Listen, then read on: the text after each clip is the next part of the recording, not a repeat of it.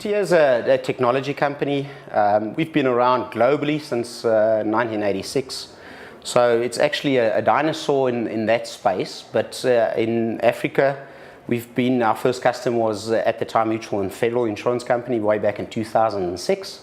And subsequent to that, we've actually gained quite a bit of traction in South Africa. So as a brand, we, up until recently, were probably not that well known in South Africa. We decided to open up shop in South Africa, in Johannesburg, in January 2017. And then from South Africa, use South Africa as a springboard into Africa. So it was the right time for us to do that. And we've got quite significant customers in the South African insurer market. Our focus is on insurance companies, not the intermediated market. But we do find that end users sometimes end up to be the intermediaries as the insurance companies roll out technology to them. So yeah, Tia is an enabler. We actually believe that our modus operandi is to make it possible for insurance companies to be more effective, more productive, and more profitable.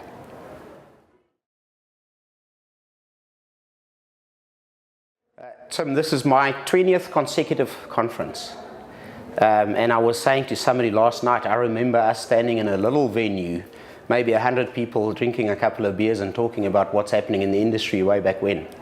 So when I look at it today, I'm immensely proud to be part of this because it has grown.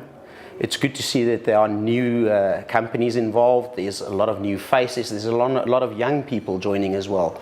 And insurance and financial services broadly has always been seen as the grey suit industry, but it's definitely changed. So the rate of change is greatly welcomed by the industry. I think the event and the value it represents and addressing actual business problems that the industry faces is very relevant right now.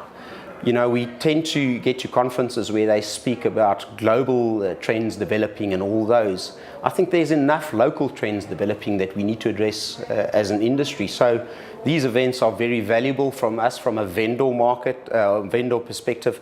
Very important to get in touch with our customers, get in touch with the market, find out what is topical, what is tracking, what the business challenges are, so that we from a software perspective can align to those in terms of our research and development and our strategy. So a very good event, I think very well executed. It's good to touch base with all the old contacts in the market. So yeah, it's just been a tremendous experience once again.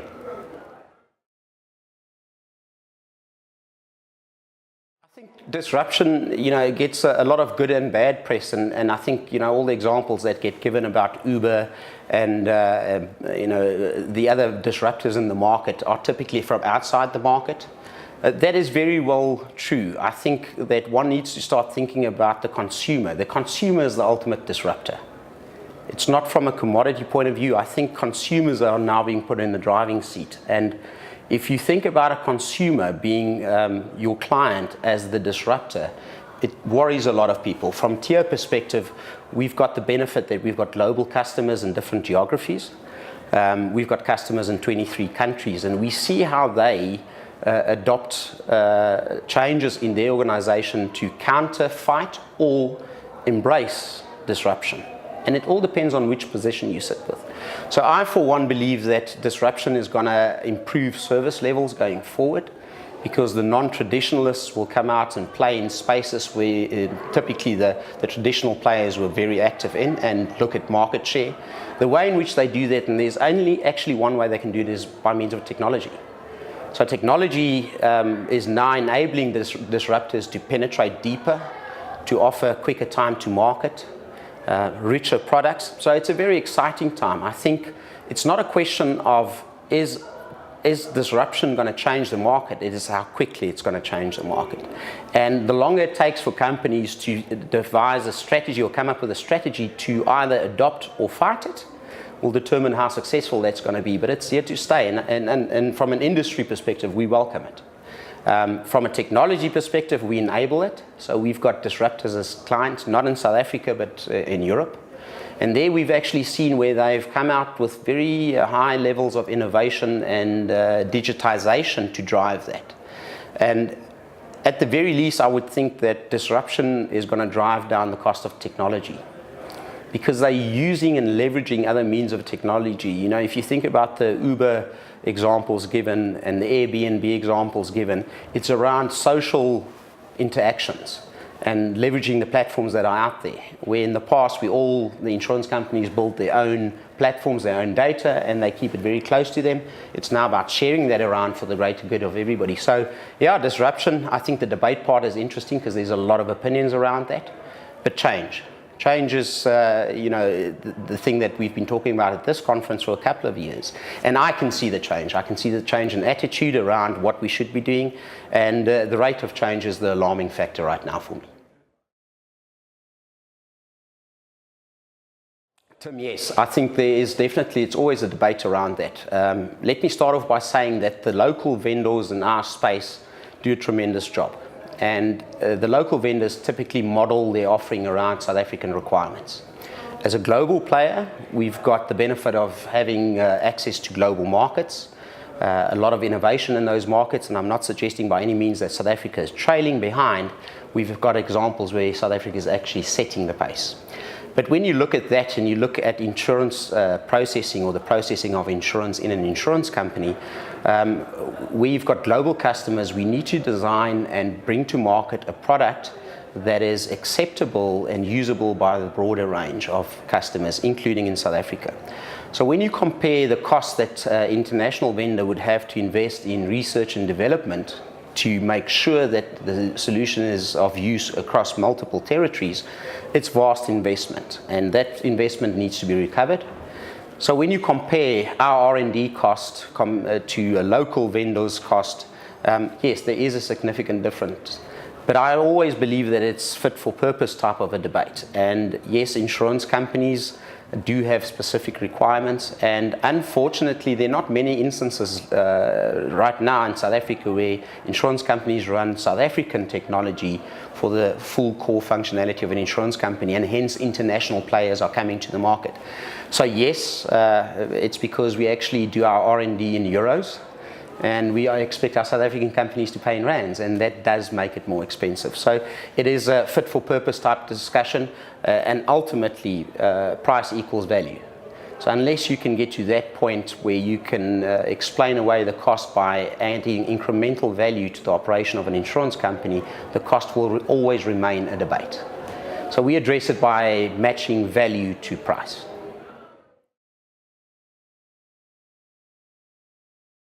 I think there's a lot of consolidation that will still happen going forward. One needs to look at the requirements, again coming back to that topic, that insurance companies have got different requirements from the intermediated market, and if you look at levels further, how underwriters go about their business. So why another vendor? I think it's not a new vendor, so let's just qualify that out. We've been around for a while and have been rather successful at it. If you look at the tier 1 insurer market in South Africa, Tier Technology currently has about 60% of the market share there. It's unfortunately not a growing market, so the growth is actually in the tier 2 and tier 3 segments. So our challenge right now is to leverage our good reputation, our ability to deliver, and actually move downwards and start expanding in the tier 2 and tier 3 market. So we've established base in South Africa to open that up.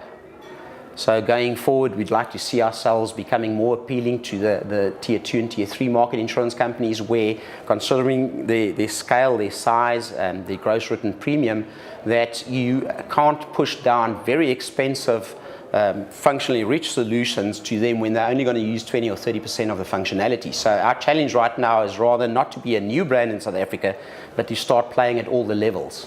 So I think there's always room for improvement. We welcome competition. We're not the latest to the party. There are actually some newer players in the South African space, international players. So it must be a very attractive market, else the international investors will not be interested in it. Tim, it's utopia, I guess, is to balance that, because at the one end is innovation. So you would expect your vendor to be at the leading edge of innovation to enable, but yet you want to know that in the back end that everything is stable. So that is exactly our approach to it. So how Tier goes to market in terms of that is that we need to ensure that in the back end that our platforms are always stable, proven, doing the job that it was designed to do. But then we now move into the areas what we call platforms of engagement, and that's the innovation layer. So like any industry or any business in any industry, you would like to know that the mechanics is sound mechanics, and you start tinkling with the stuff around it. It's like, I guess, in the automotive market, if you buy a new car, you get all the new gadgets with it. You can't expect to have a 5 or 10-year-old car with that same technology in it, because it's really at the leading edge. So we try and balance that. So if you think about our R&D approach, we provide our customers with a solid base functional system where the functions in which they invested is reliable and working. We then look at the innovation and what is trending, and we start moving into those areas by saying, well, if we had to change our systems to accommodate the requirements and the future requirements, what effect will it have on our base functionality? And through a release mechanism, we obviously decide on an R&D budget perspective, what are we going to invest in? What will be able to be resold to our customers?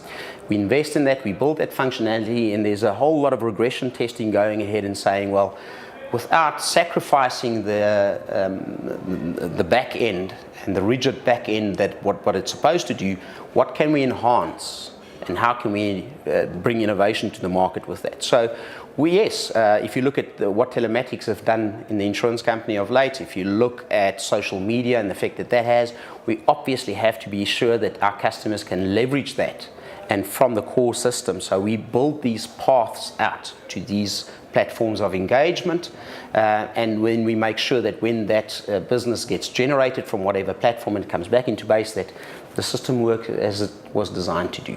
So it's a balancing act. I think if you ask anybody what they would choose from an insurance company, they'd probably say the reliability and the stability. But if you then go to the consumer, and we've earlier already agreed that the new disruptors are the consumers, then you would like innovation. So you have to position yourself on both ends.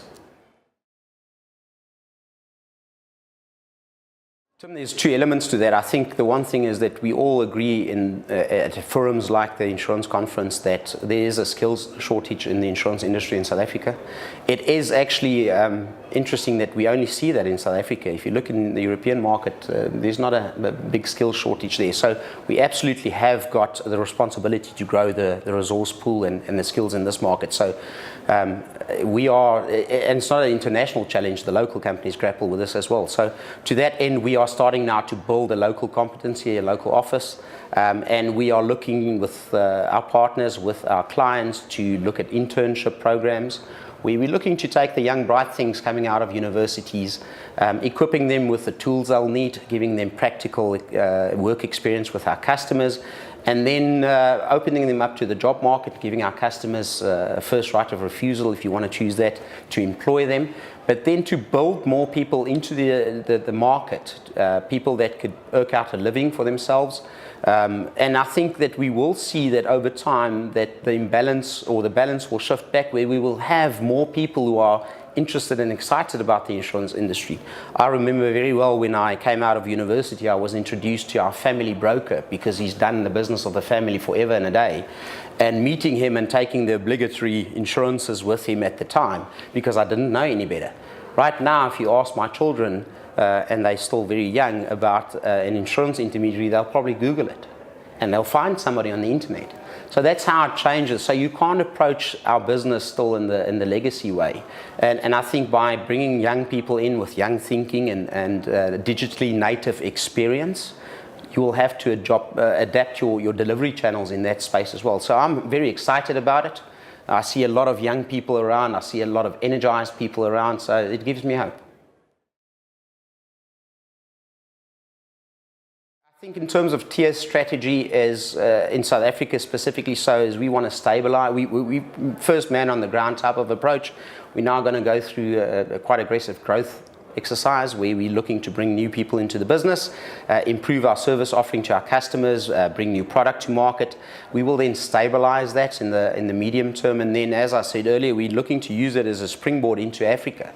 But what it means in terms of how we will navigate ourselves around, the bright young things in the market and the new innovations, it's a balancing act again for us to see, well, where's the market moving towards? Education is a big issue in our market, where we absolutely need to get everybody educated around the value of insurance, even it being property and casualty or the life and pension side of it, but what the greater good of that means and what the end to it is, and that I think is an education gap.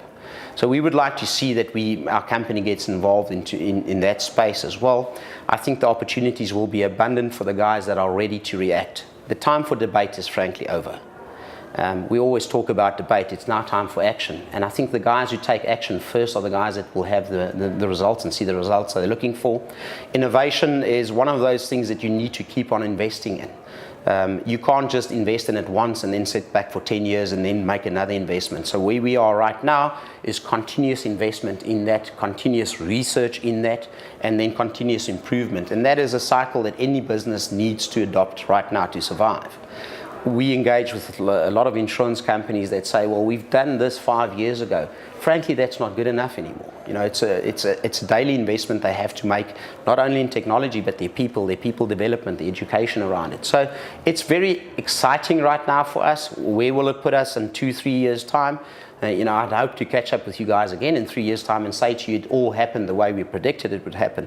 But how we see that grow is that we will increase our customer base in South Africa. We will grow the number of heads in our local operations. We might have another couple of customers in Africa, and that will really delight me, because I do think that Africa has got a lot of potential to show. And yes, a big success, and maybe welcome even some more international competitors, and that will show a mature market. So that's what I'm hoping for in the future for TIA. And obviously, I think seeing the conference grow from where it is right now.